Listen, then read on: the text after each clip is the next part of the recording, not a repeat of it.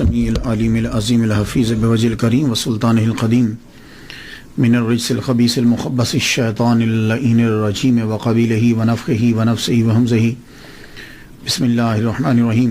تمام نبیوں کے سردار حضرت محمد صلی اللہ علیہ وآلہ وسلم اور تمام مذاہب کے سردار دین اسلام کے پیروکاروں، السلام علیکم طبتم۔ اللہ تعالیٰ کی برکتیں اور اس کی رحمتیں آپ سب پر۔ صلاۃ و سلام حضور صلی اللہ علیہ وآلہ وسلم کی ذات پر اور ان دنیا کے عظیم ماں باپ حضور صلی اللہ علیہ وسلم کے ماں باپ پر۔ آج کی گفتگو خواتین و حضرات 29ویں مرحلے میں داخل ہو گئی۔ امام شافعی رحمۃ اللہ علیہ نے فرمایا کہ اگر علماء حق اولیاء اللہ نہیں ہے تو پھر کوئی بھی اللہ کا ولی نہیں ہے، کیونکہ جاہلوں کو اللہ تعالیٰ اپنا دوست نہیں بناتا۔ تو اس لیے میرے نزدیک کرامتوں میں سب سے بڑی کرامت جو ہے وہ ولی کامل اور بزرگ اور عالم کی کتاب ہوتی ہے، اور اس کتاب کو پذیرائی جب مل جاتی ہے، اس کا وجود باقی ہے، تو یہ بہت بڑی کرامت ہے۔ امام بائہقی رحمۃ اللہ علیہ دلائل النبوت کے حوالے سے جانے جاتے ہیں۔ جو لوگ مقرر ہیں وہ دلائل النبوت کا مطالعہ جو ہے وہ ضرور کرتے ہیں، اور مسلک حق اہل سنہ کے اندر ان کی پہچان جو ہے وہ دلائل النبوہ ہے۔ ویسے امام بائہقی رحمۃ اللہ علیہ جو ہیں، ان کا مسلک جو شافعی ہیں، ان کے مسلک پر ان کا بہت بڑا احسان ہے، اور ان کے احسان کو تسلیم بھی کیا گیا ہے۔ آئیے سب سے پہلے معمول کے مطابق گفتگو نام سے شروع کرتے ہیں۔ آپ کا نام حافظ ابو بکر احمد بن حسین بن علی بن عبداللہ بن موسیٰ البائہقی شافعی الاشعری خسرو جردی الخراسانی رحمۃ اللہ علیہ۔ یہ ان کا نام ہے۔ نام تو صرف آپ کا احمد ہی ہے، اس کے بعد تمام چیزیں جو ہیں وہ اضافی آپ کی ہستی کو، ذات کو واضح کرنے کے لیے ہم گفتگو کریں گے۔ اس کے اندر جو نئے نام ہیں کچھ، جیسے البائہقی ہے۔ شافعی کیوں کہتے ہیں یہ تو آپ کو معلوم ہوگا۔ بائہقی کیوں کہتے ہیں، اشعری کیوں کہتے ہیں، خسرو جردی کیوں کہتے ہیں، اور خراسانی کیوں کہتے ہیں۔ یہ چیزیں یہ نام ان کے ساتھ کیوں لگے؟ یہ صفت نسبتی جو ہے یہ کیوں ہے صفت نسبتی؟ البائہقی کہنے کی وجہ یہ ہے کہ بائہق پرانے فارس کے اندر، جس کو اب ایران کہتے ہیں، یہ موجودہ ایران جو ہے اس کا نام فارس ہے، تو پرانے فارس جس کو اب ایران کہتے ہیں، یہ اس کا ایک رقبہ تھا، ایک علاقہ ہے، اس کو بائہق کہتے تھے، اور اس بائہق کے اندر بہت سارے گاؤں آتے تھے،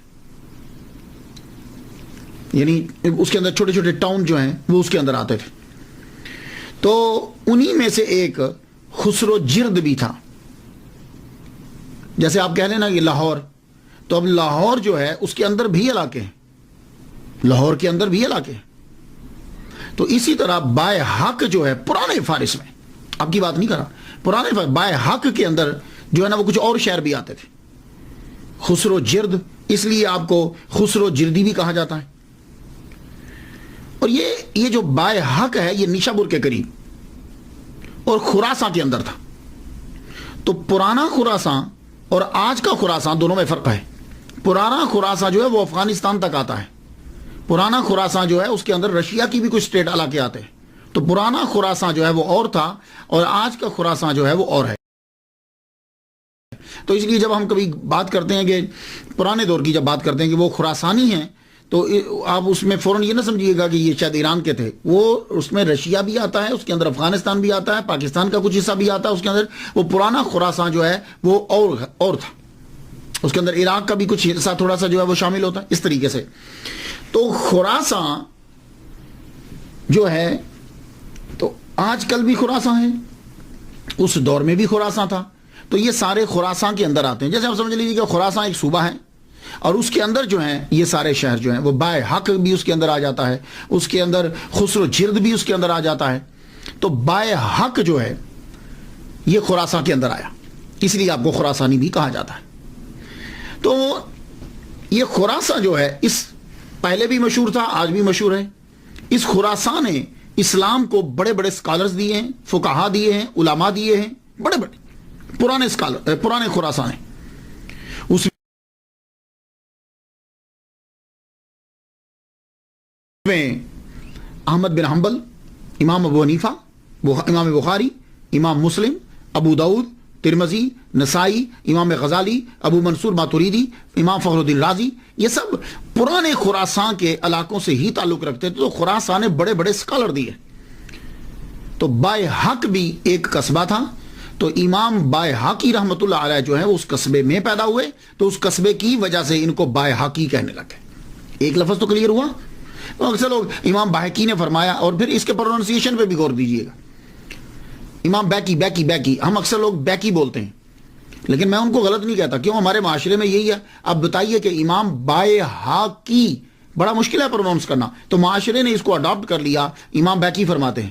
تو جب کبھی آپ اصل بھی سن لیجئے، با زبر یا ساکن بئی، ہا زبر ہا، بائے ہا کاف زیر یا ساکن کی، بائے ہا کی.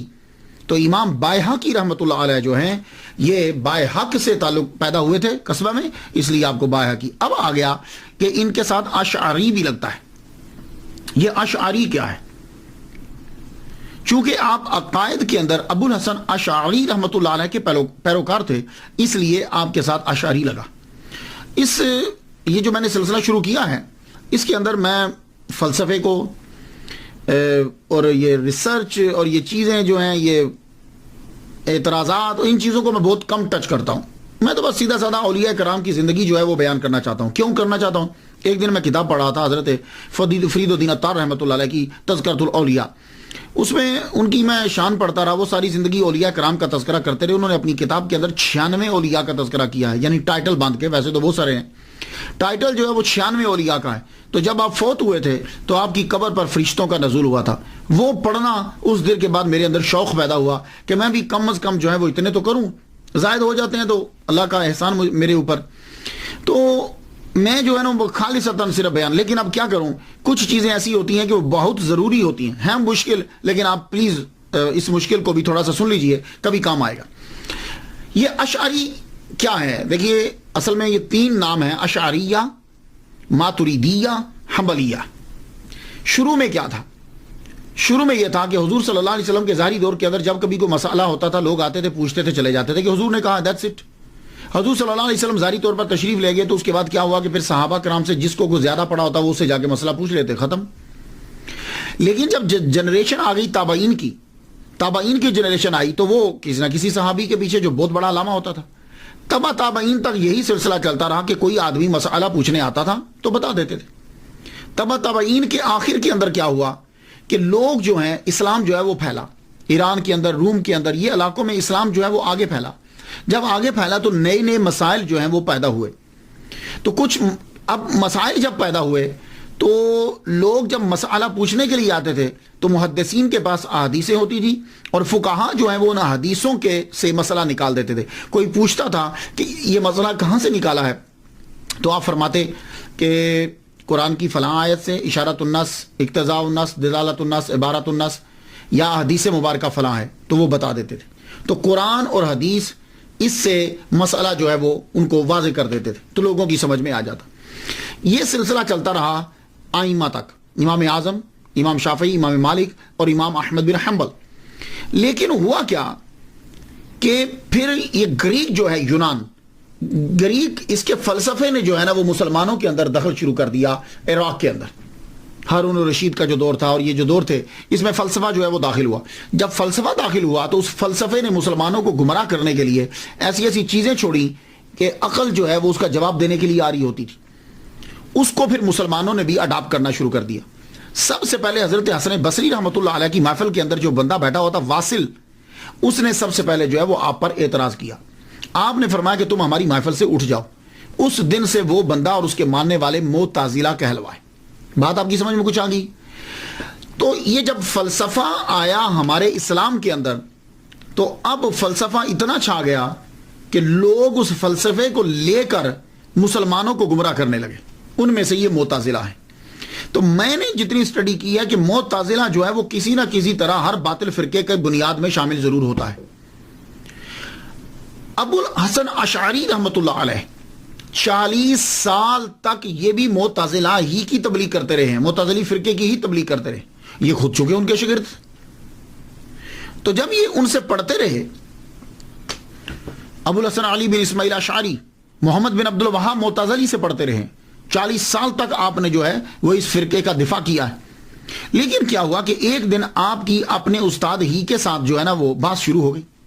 بات کس بات میں تھی کہ ابو الحسن اشعری رحمۃ اللہ علیہ یہ فرماتے تھے کہ جو چیزیں انسان کے لیے اچھی ہیں وہ اللہ تعالیٰ پر واجب ہیں. وہ مسئلہ کیا تھا؟ یعنی دیکھیے کہ اللہ تعالیٰ نے ہمیں پیدا کیا ہے، اللہ تعالیٰ ہم سے پیار کرتا ہے. جب اللہ نے ہمیں پیدا کیا ہے تو اب جو چیز ہمارے لیے اچھی ہے وہ ہمیں لازمی طور پر دے گا. ان کے ذہن میں یہ تھا کہ چونکہ اس نے ہمیں پیدا کیا ہے تو جس طریقے سے بادشاہ کے اوپر، جس طریقے کے اوپر مالک کے اوپر جو ہے وہ امپلائیوں کا خیال رکھنا یہ چیز لازم ہوتی ہے، تو اللہ کے اوپر بھی لازم ہے کہ ہر اچھی چیز جو ہے وہ اس کے اوپر واجب ہے. آپ نے دلائل دینا شروع کر دیے، دلائل آپ نے دیے تو استاد ہار گئے، آپ جیت گئے. لڑائی جو ہے وہ زیادہ بڑھ گئی، انہوں نے ان کو اپنی محفل سے نکال دیا. 15 دن تک ابو الحسن اشعری رحمۃ اللہ جو بانی ہیں اشعریہ کے، وہ 15 دن تک کمرے کے اندر بند رہے، تدبر اور تفکر جو ہے وہ کرتے رہے.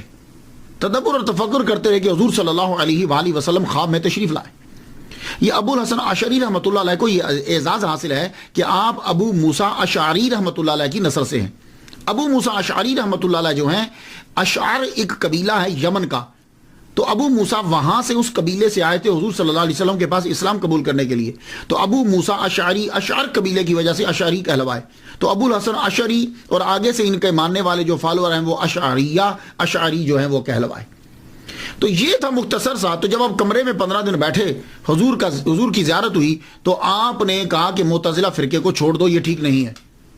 کیوں؟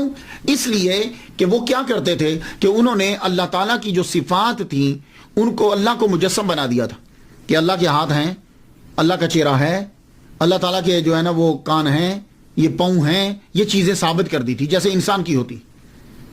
تو حضور صلی اللہ علیہ وسلم نے کہا کہ ان کو چھوڑ دو خواب میں. آپ نے پھر 15 دن کے بعد آپ نکلے، مسجد جامع مسجد میں پہنچے. جامع مسجد میں جا کر آپ نے اعلان کر دیا کہ میں آج سے اس مسئلے کو جو ہے وہ چھوڑتا ہوں. اس کے بعد آپ کا حلقہ جو ہے وہ بڑھتا گیا. تو آپ جو ہے وہ بصرہ میں پیدا ہوئے تھے. آپ کا حلقہ جب بڑھتا گیا تو اب آپ نے کیا کیا کہ پہلے یہ ہوتا تھا کہ جو کوئی آگے مسئلہ پوچھتا تھا تو آپ بتا دیتے تھے، آئمہ بتاتے تھے حدیث میں ہے، قرآن کی فلاں آیت ہے. اب جب فلسفہ داخل ہوا تو فلسفہ جو ہے وہ داخل ہوا تو اب مسلمانوں کو فلسفے کے ذرائع سے مسلمانوں کو عقائد جو ہیں وہ ثابت کرنا تھے. تو اشعریہ نے اب کیا کیا کہ فلسفے کو پہلے سیکھا، کیونکہ یہ 40 سال تو ان کے اندر رہے ہیں. اب اسی فلسفے کے زور پر معتزلہ کا جواب دینا شروع کر دیا. تو جب جواب دینا شروع کیا تو گھر کا آدمی جانتا ہے بہتر طریقے سے. تو جب آپ نے جواب دیا تو اب معتزلہ ان کے دشمن ہو گئے. معتزلہ جب دشمن ہو گئے تو صدیوں تک ان کے اندر جو ہے وہ لڑائی ہوتی رہی، صدیوں تک لڑائی ہوتی رہی. اور معتزلہ کو جب بھی گورنمنٹ کی سپورٹ ملی تو انہوں نے مسلمانوں کو قتل کیا، قتل کروایا، معتزلہ نے کروایا.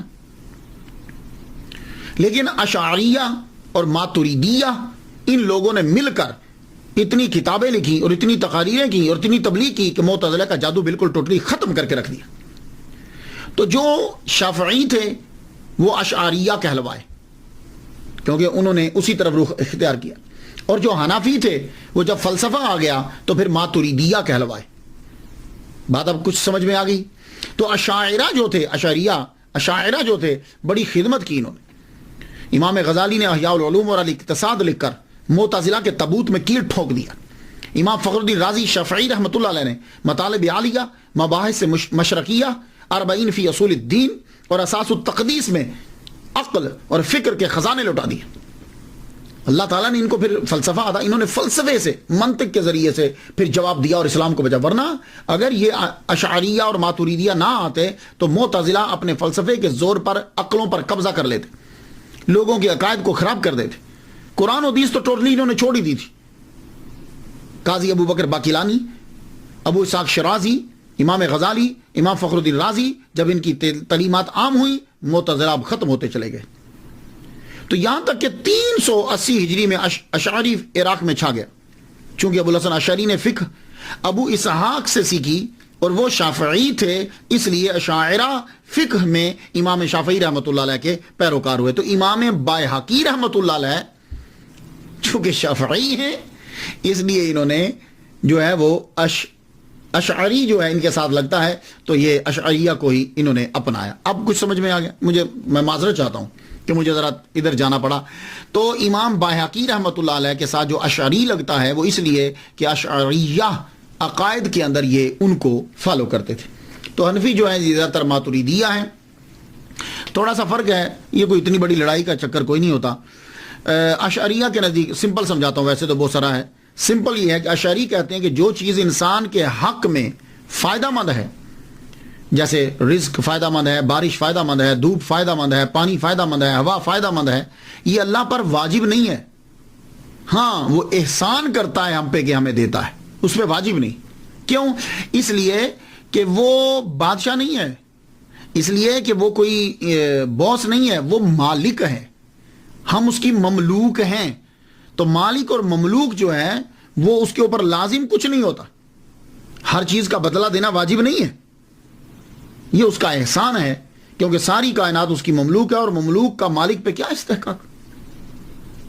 تو یہ تھا. اور وہ اشعریہ کہتے ہیں کہ نہیں, وہ جو ہے چونکہ اس نے پیدا کیا ہے اس لیے اس سے اوپر لازم ہے. بات کوئی اتنی بے نہیں ہے. عقائد سب کے جو ہے وہ بالکل ٹھیک ہیں, لیکن اشعریہ اور ماتریدیہ بھی کبھی کبھی جھگڑنے لگ جاتے ہیں, اور جب تصوف آتا ہے تو پھر اکٹھے ہو جاتے ہیں. اس لیے تصوف جو ہے وہ ضروری.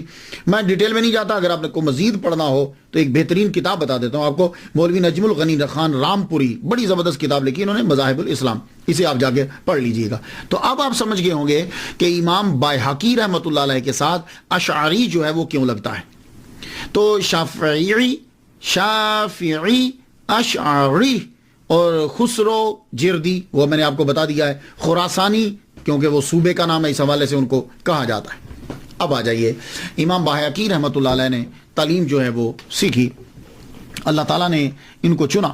انہوں نے شافعی فقہ کے اوپر بہت کام کیا ہے اور اس مسلک کے اوپر بھی بہت کام کیا ہے. امام شافعی رحمۃ اللہ علیہ کے بعد اگر کسی کا شافعی فقہ کے اوپر احسان ہے کسی کا, تو وہ امام بایہقی رحمۃ اللہ علیہ کا جو ہے وہ احسان ہے. 15 سال کی عمر میں آپ نے ابو الحسن محمد بن حسین علوی رحمۃ اللہ علیہ سے پڑھنا شروع کیا.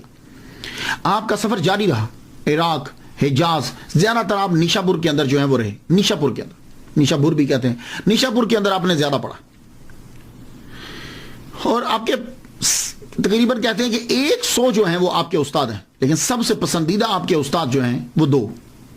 ایک تو یہی ابو الحسن محمد بن حسین علوی, اور دوسرے جنہوں نے المستدرک لکھی ہے, ابو عبداللہ الحاکم جو ہے, ابو عبداللہ الحاکم جو ہے, المستدرک جنہوں نے لکھی, وہ ان سے بھی محبت کی وجہ یہ ہے کہ ابو الحاکم جنہوں نے المستدرک لکھی ہے وہ اور امام بایہقی رحمۃ اللہ, یہ دونوں شاگرد ہیں. ان دونوں کے استاد جو ہیں وہ ابو الحسن محمد بن حسین علوی رحمۃ اللہ علیہ. تو چونکہ استاد بھی, اس لیے ان کے پاس زیادہ تر جو ہے نا وہ رہتے تھے. امام بایہقی رحمۃ اللہ علیہ نے فقہ امام ابو الفتح ناصر بن حسین بن محمد قریشی رحمۃ اللہ علیہ سے سیکھی. علم الکلام آپ نے ابو بکر بن فورق سے اور ابو منصور عبد القاہر بغدادی سے سیکھا. علم الکلام عبد الغفار, کہ آپ نے علم کی خاطر بہت سے علاقوں کا جو ہے وہ سفر کیا. آپ نے حدیث مبارکہ کی جانب توجہ دی, حدیث مبارکہ کو بڑے مضبوط ذرائع سے حاصل کیا. یعنی یہ نہیں کہ جس نے جو بیان کیا ہے, چین آپ کی بڑی پاورفل ہوتی. تحصیل علم کے بعد آپ اپنے شہر بایحق میں واپس آ گئے. یہ ہا بڑی ہے اور قاف بھی بڑا ہے, کینچی والا قاف ہے. بایحق میں واپس آئے اور آ کر تدریس, تحریر اور تصنیف جو ہے وہ آپ نے شروع کر دی. امام الحرمین کا فرمان ہے کہ فقہ شافعی پہ امام شافعی رحمۃ اللہ علیہ کا احسان ہے, لیکن ان کے بعد سب سے بڑا احسان امام بایہقی شافعی اشعری خسرو جردی خراسانی رحمۃ اللہ علیہ کا ہے.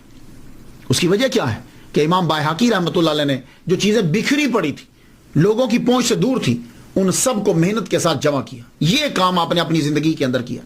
ان کی فقہ, ان کے لا, ان کے بیانات, ان کے ملفوظات, ان کی یہ چیزیں ساری امام بایہقی رحمۃ اللہ علیہ نے ان کو سب کچھ جمع کر دیا. اب وہ عام لوگوں کی دسترس کے اندر آ گئی اور جمع بھی ہو گئی, ضائع ہونے سے بچ گئی. یہ احسان ہے امام شافعی کی فقہ کے اوپر امام بایہقی رحمۃ اللہ علیہ کا. ابن خلقان نے یہ لکھا ہے کہ آپ شافعی فقہ کے ماہر اور حدیث میں امام تھے, اور اپنے دور میں آپ بے مثال تھے. گویا کہ آپ یوں کہہ سکتے ہیں کہ ہی از دا سیل آف دا شافعیز مجتہد, آخری خاتم کہہ سکتے ہیں آپ. کرامات, تو میرے نزدیک سب سے بڑی کرامت کتاب ہوتی ہے جس کو اللہ تعالیٰ مقبولیت تامہ دے دے. لوگوں میں سینکڑوں سال تک وہ کتاب جو ہے وہ چلتی رہے. میرے نزدیک وہ سب سے بڑی کرامت ہوتی. اور اگر کتاب حدیث مبارکہ کی ہے تو اس کے اندر تو گفتگو ہی نہیں کرنی چاہیے. امام باحقی شافعی اشعری رحمۃ اللہ علیہ کو سنن الکبریٰ، جو آپ نے سنن الکبریٰ لکھی ہے، بڑی عظیم کرامت. یہ سنن جو ہے سنت کی جمع ہے. ہمارے اردو کے اندر کہتے ہیں جی حضور صلی اللہ علیہ وسلم کی سنتیں اپناؤ، تو اصل میں سنت کی جمع سنن ہوتی ہے. لیکن کیا کریں کہ سنن مشکل ہے، اس لیے ہم نے اڈاپٹ کر لیا سنتیں، جبکہ سنتیں اس کی جمع نہیں بنتی. تو اس لیے میں آپ کو کہتا ہوں کہ غلطی لفظ سمجھا کریں. کوئی بیچارہ بول جاتا ہے تو وہ معاشرے کی وجہ سے بولتا ہے. تو سنت کی جمع سنن ہے، لیکن یہ مشکل ہے. اب کون اردو میں بولے گا؟ تو انہوں نے کہا کہ اس کی آسان اڈاپٹ کرو، تو سنتیں اڈاپٹ کر لی. تو سنن الکبریٰ یہ آپ کی ایک عظیم کرامت ہے، اور آج بھی یہ کتاب موجود ہے. 10 اس کی جلدیں ہیں، 202 اس کے جزو ہیں. اور آخری باب جو ہے وہ باب عدت الام الولد، ام ولد کی عدت کے باب کے اندر اس کی بیان کے اندر باب ہے. المبسوط یہ بھی آپ کی کتاب لکھی، اس کے اندر شافعی فقہ اور لا بیان کیے گئے، اصول بیان کیے. اسماء و صفات، السنن والآثار، سنن والآثار، اس کی 4 جلدیں ہیں. اور یہ کتاب شافعی مسلک کے پیروکار کے اسکالر کے لیے اس کا رکھنا اور جاننا بہت ضروری ہے. جس طریقے سے عام حنفی ہے نا، تو بہار شریعت ضرور ہونی چاہیے، فتاوی رضویہ ہونا چاہیے. سمجھ آ گئی نا؟ انسان کی دسترس میں ہے. ویسے تو اور بھی کتابیں بڑی ہیں. شعب الایمان بڑی مشہور کتاب ہے. زہد الکبیر، مناقب امام احمد بن حنبل، 40 کبریٰ اور 40 صغریٰ، فضائل اوقات، حیات الانبیاء فی قبورہم، نبیوں کی زندگی ان کی قبروں میں، بہت مشہور کتاب آپ کی. مناقب امام شافعی رحمۃ اللہ علیہ، کتاب الاسرار اور دلائل النبوہ. نام تو سنا ہوگا نا، اس نام کی بہت کتابیں، معارج النبوہ، شواہد النبوہ، دلائل، لیکن یہ ان کی دلائل النبوہ ہے. امام باحقی رحمۃ اللہ علیہ. ایک اعتراض امام باحقی رحمۃ اللہ علیہ کے اوپر ہوتا ہے، کہنے لگے امام باحقی نے حدیثیں تو اکٹھی کی ہیں، لیکن ان کو امام نسائی کا نہیں پتا تھا، امام ترمذی کا نہیں پتا تھا، ابن ماجہ کا نہیں پتا تھا، ایون کہ ان کی کتابیں بھی ان کے پاس نہیں تھی، تو ان کے بارے میں یہ نہیں جانتے تھے. تو گویا کہ یہ بات بیان کر کے وہ بندہ جو ہے وہ ان کے علمی مرتبے کو کم کر رہا ہے. اوہ اللہ کے بندو، شخص نے جو کام کیا ہے اس کو دیکھو. اس دور کے اندر اس نے کتنا بڑا کام کیا ہے کہ شافعی مسلک کے تمام چیزوں کو، حدیث مبارکہ کو اکٹھا کر دیا. اس نے اس مسلک کے لیے اس نے کام کیا، لیکن نہیں، کوئی نہ کوئی چیز ضرور ڈھونڈیں گے. اسی طریقے سے یہی لوگ جو ہیں بہت سارے، جیسے تاریخ بغدادی، خطیب بغدادی جو ہیں، میں سمجھتا تھا پڑھنے سے پہلے، لیکن حالانکہ اتنے ٹاپ کے مصنف ہیں، اور لیکن کہیں نہ کہیں وہ ڈنڈی ضرور مار گئے. تو بھائی دیکھو، ہاں یہ لوگ جو تھے، ہم بعد میں آنے والے اس چیز کو شاید کسی اور نقطے سے دیکھ رہے ہوں، لیکن یہ لوگ اپنے دین کے ساتھ جو ہے مخلص تھے. انہوں نے اسے جمع کیا، اکٹھا کیا، جو ضرورت تھی اس کو پورا کیا. اب یہ جا کر ساروں کو ملتے نہیں، جو ضروری ہوتا ہے. لیکن پھر بھی میں دلیل دے جاتا ہوں، اگر آپ کو تحقیق کرنا ہو تو یہ سراسر اعتراض ہے، نیٹ کے اوپر پھیلا ہوا ہے، اور لوگوں نے اپنی کتابوں میں بھی لکھا ہے کہ یہ بالکل غلط ہے کہ امام باحقی رحمۃ اللہ علیہ نسائی، ترمذی اور ابن ماجہ کے نام تک نہیں جانتے تھے. جائیے آپ سنن الکبریٰ پڑھ لیجئے. سنن الکبریٰ جب آپ پڑھیں گے تو جلد 7ویں صفحہ 183 پہ آپ کو ملے گا نام، امام نسائی کا تذکرہ ملے گا. اور سنن الکبریٰ جلد 4 جلد 4 صفحہ 38 اور 10ویں جلد کی صفحہ 161 کے اوپر آپ کو امام ترمذی کا جو ہے وہ تذکرہ ملے گا. اسی طرح ابن خزیمہ کا بھی ذکر کیا ہے، امام دارقطنی کا بھی آپ نے ذکر کیا. کتابیں پڑھنی خود نہیں اور اعتراض کر دینا امام باحقی رحمۃ اللہ علیہ کے اوپر، دوسرے کے اوپر. تو امام شافعی رحمۃ اللہ علیہ کی نظر کرم ہے امام باحقی رحمۃ اللہ علیہ کے اوپر، نظر کرم، خاص نظر کرم. جب آپ نے کتاب معرفت السنن لکھنا شروع کی تو اس کو جب لکھ چکے تو کسی نے خواب میں دیکھا کہ امام شافعی رحمۃ اللہ علیہ کھڑے ہیں اور ہاتھ میں ان کے جزو پکڑے ہوئے ہیں. کتاب کے جزو ہوتے ہیں، ہاتھ میں جزو پکڑے ہوئے. تو پوچھا حضور یہ کیا ہے ہاتھ میں؟ فرمان لگے یہ باحقی کی لکھی ہوئی بک ہے اور اس کے میں 7 جزو پڑھ چکا ہوں. تو امام شافعی رحمۃ اللہ علیہ اوتاد ہیں، اور ان کی نظر کرم، زبردست ولی کامل ہیں، ان کی نظر کرم ہے امام باحقی رحمۃ اللہ علیہ. تو اس لیے امام باحقی رحمۃ اللہ علیہ بھی صوفی ولی کامل ہے. اور مشہور فقیہ محمد بن عبد العزیز کہتے ہیں کہ روز میں نے خواب میں دیکھا کہ فرشتے ایک صندوق کو اٹھائے ہوئے اوپر لے جا رہے ہیں، اور وہ صندوق جو ہے وہ نور کے ساتھ کور ہے، گھرا ہوا ہے چاروں طرف نور ہی نور. تو میں نے پوچھا یہ کیا ہے؟ کہنے لگے یہ بائحاقی نے جو کتابیں لکھی ہیں نا کہ جس میں حضور صلی اللہ علیہ وسلم کی حدیث کو اکٹھا کیا ہے، وہ کتابیں اللہ کی بارگاہ میں مقبول ہوئی ہیں اور ہم یہ کتابیں لے جا رہے ہیں. اللہ اکبر جل شانہ. تصوف، جتنے بھی یہ بڑے بڑے آئمہ ہیں، بڑے بڑے محدث اور اسکالر ہیں، یہ صوفی ہوتے تھے. کیوں؟ اس لیے کہ تصوف کے بغیر ترقی ناممکن ہے. علم اوپر لے جا سکتا ہی نہیں. علم کے ساتھ تصوف کی نکیل بہت ضروری ہے. تو تصوف کیا ہوتا ہے؟ تصوف سن لیجئے، تصوف یہ ہوتا ہے اپنے نفس کو نکیل دے دینا، نفس کی اجارہ داری کو ختم کر دینا، نفس کو مارنا، یہ ہے. اور خدا تک پہنچنا اور پہنچانا، یہ ہے وظیفہ کہ یعنی نفس کو نکیل دینا اور خدا تک پہنچنا یا پہنچانا، یہ تو تصوف ہے. اور اس کے لیے ذرائع اختیار کیے جاتے ہیں. تو امام بائحاقی رحمۃ اللہ علیہ نے نفس کو مارا، نفس کو ختم کیا. یہ تصوف کی پہلی علامت آپ نے اختیار کی. اس کو کس طرح سے مارا؟ روزہ بہترین طریقہ ہے نفس کو مارنے کا. یہ نفس جب مرتا ہے تو عبادت، اور عبادت میں پھر روزہ، دو چیزوں سے نفس بڑا مرتا ہے. اس لیے حضور صلی اللہ علیہ وسلم نے فرمایا کہ جن نوجوانوں کی شادی نہیں ہے وہ روزے رکھیں، کیونکہ روزہ نفس کو مارتا ہے. اللہ کے بندو، صحیح کہا امام شافعی رحمۃ اللہ علیہ نے، اگر علماء حق اولیاء اللہ نہیں ہیں تو پھر کوئی بھی ولی نہیں ہے، کیونکہ اللہ جاہلوں کو دوست نہیں بناتا. تو امام بائحاقی رحمۃ اللہ کے شاگرد بیان کرتے ہیں کہ میں امام بائحاقی رحمۃ اللہ علیہ کے پاس پڑھنے کے لیے آیا تو تب آپ کی عمر 44 سال تھی. امام بائحاقی رحمۃ اللہ کی عمر 44 سال تھی. میں ان کی خدمت میں آخری دم تک رہا، 30 سال تک رہا.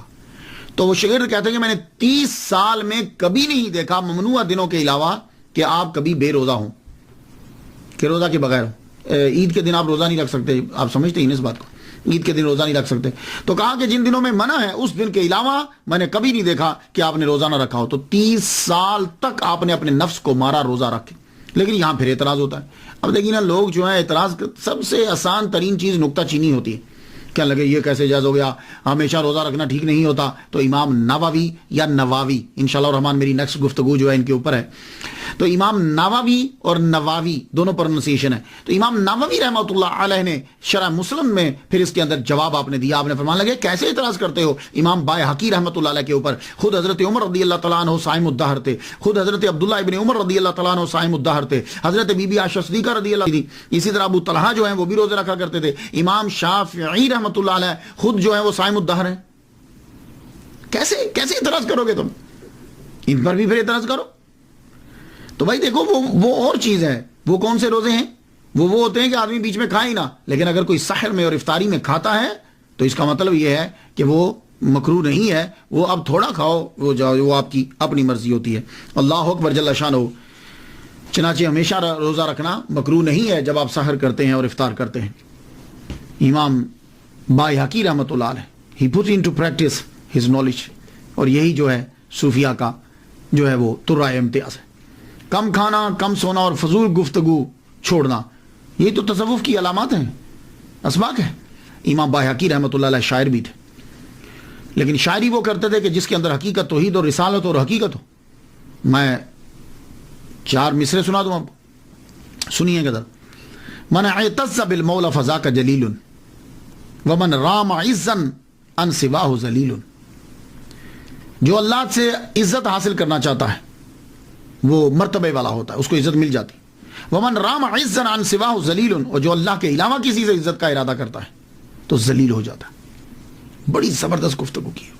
اس لیے اللہ سے ڈرا کرو، اللہ کے آگے جھکا کرو، بندوں کے آگے مت جھکو. یہ تمہیں عزت نہیں دے سکتے. جاؤ جا کے دیکھ لو جتنے بڑے بڑے بادشاہ جن کو دعویٰ تھا کہ لوگ ہمارے ساتھ ہیں، کس طرح ذلت کی موت مرے. وَأُحِبُّ مناجات الحبیب بِأَوْجَہ، میں اپنے حبیب کی مناجات عمدہ طریقے سے کرنا چاہتا ہوں. وَلَكِنَّ لِسَانَ الْمُذْنِبِينَ قَلِيلٌ، لیکن کیا کروں، گناہ گار ہوں اور گناہ گاروں کی زبان گنگی ہوتی. اللہ گناہ گار. تو خوبصورت، یار اس سے بڑھیا شاعری نہیں ہو سکتی. امام بائحاقی رحمۃ اللہ علیہ کی دنیا میں جس نے آنا ہو پھر اس کا وصال تو اس نے جانا بھی ہے. آپ کا زیادہ تر وقت جو ہے وہ نیسا پور میں नैसाबुर में गुजरता था। ये इसका मैं तलफ़ुज़ पे थोड़ी सी गुफ्तगू कर जाऊं। इसको नैसाबुर भी कहते हैं, और मैं समझता हूं कि नैसाबुर शायद इसलिए कहते हैं कि अरबी के अंदर पे नहीं होती, इसलिए पाकिस्तान कहते हैं, पाकिस्तान नहीं बोलते। तो शायद अरबी वाले इसको नैसाबुर कहते हो, बुर क्योंकि पे नहीं होती। लेकिन अगर पे नहीं भी होती तो फिर भी नैसाबुर बना, नून जबर या सा की नई, सीन जबर अलिफ सा, नैसाबुर। लेकिन अब नैसाबुर जो है ये बहुत कम आपने सुना होगा, ये किताबों में लिखा हुआ है अरबिक की बुक के अंदर। उर्दू वाले जो हैं वो बोलते हैं नेशापुर, नेशापुर, लेकिन अवाम इसको बोलती है निशापुर। तो इसलिए जो भी बोलता है तो आप उसको गलत मत कहिएगा, इसलिए कि उसने वो अडॉप्ट किया है। हमारे अवाम के अंदर निशापुर है। कहाँ रहते थे जी? निशापुर में रहते थे, निशापुर में। तो ये असल में नैसाबुर, नेशापुर और निशापुर। इसकी तारीख भी बड़ी अजीब है। मरकज तो ये रहा है उलमा का, लेकिन अजीब तारीख है इसकी, और शायद आप यकीन भी ना कर पाए। यहां के वैसे तो फरोजे दुनिया में बड़े मशहूर हैं, आज भी इसकी फैक्ट्रीज हैं वहां, मगर यह भी मशहूर है कि नैसाबुर के किसी बंदे ने तीर चलाया। वो तीर जो है वो चंगेज खान, उसकी जो बेटी थी उसके खामद को यानी दामाद को लग गया और वो मर गया। ऐसे अचानक ही बेचारे ने तीर चला दिया था, तो तीर लगा, वो मर गया। अब उसकी बेटी को गुस्सा आ गया। उसने कहा कि नैसापुर, निशापुर जो भी आप बोले, इसका हर जानदार मार दिया जाए। देखा आपने कि जालिम लोग जो हैं वो क्या करते हैं कि कोई ना छोड़ा जाए, हर बच्चा, बूढ़ा, जवान, औरत सब मार दिए जाए। तो चंगेज खान ने अपने छोटे बेटे को हुक्म दिया कि फौज लेके जाओ और नैसाबुर के सब बंदे मार डालो। आप बिलीव करेंगे कि बिल्लियां, कुत्ते तक मार दिए गए, सब मार दिए गए। और फिर अभी भी उसका दिल नहीं भरा, कहने लगी कि कुछ लोग जख्मी होंगे, तुम सबको मारो, उनकी गर्दनें काट के पिरामिड बना दो। मीनारा बना दिया गया। 10 दिन लग गए। 10 दिन के बाद सब लोगों की लाशों को, सरों को इकट्ठा करके मीनारा बनाया गया। ढेर लगा, बड़ा ऊंचा ढेर लगा दिया गया। ये नैसाबुर के साथ ये भी होता रहा। तो इस नैसाबुर के अंदर आखिरी उम्र में आपके उस्ताद भी वहां रहते थे, आप वैसे भी जाते रहते थे। तो इमाम बायहकी रहमतुल्लाह अलैह नैसाबुर में चले गए। नैसाबुर में जब गए, वहां जाकर आखिरी दिन थे आपके 10 जुमादुल उला, ये अक्सर हमारे यहां मशहूर हो गया है जमादुसानी, जीम के ऊपर जबर नहीं है, जीम के ऊपर पेश है। तो जो अडॉप्ट उन्होंने किया, लेकिन आप ज़हन में ये भी रखिए कि जुमादुल अव्वल होता है। जुमादुल अव्वल 458 हिजरी 10 अप्रैल बरोज सोमवार आपका विसाल हो गया नैसाबुर में, निशापुर या निशापुर, वहां आपका विसाल हुआ। अब यहां 2 रिवायत है कि जब आपका विसाल हुआ तो आपके इलाके, कस्बे के लोग, बायहक के लोगों को पता चला और आप उसी वक्त वहां पहुंचे और कहने लगे हम इनका जस्द अनवर वहां लेकर जाएंगे, क्योंकि ये वहीं के पैदाइशी हैं, वहीं के रिहायशी हैं और वहीं ये पढ़ाया करते थे। तो सो आप वापिस ले। दूसरी रिवायत ये है कि नैसाबुर के अंदर दफना दिया गया आपको।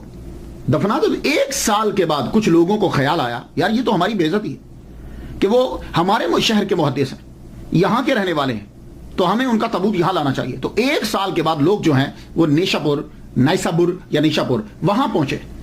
वहां जाकर उनका ताबूत जो है वो 1 साल के बाद निकाल के बायहक के अंदर लाए और वहां आकर उनको दफनाया गया। और आज भी उनका वहां जो है वो रोजा है। ख़वातीन और हज़रात, मैं तो उनके लिए फातिहा जो है वो पढ़ चुका, आप लोग भी जो है उनके लिए फातिहा पढ़ दीजिएगा। अल्लाह ताला उनके दर्जे बुलंद फरमाए। इजाजत दीजिए। व आखिर दावाना अल्हम्दुलिल्लाह।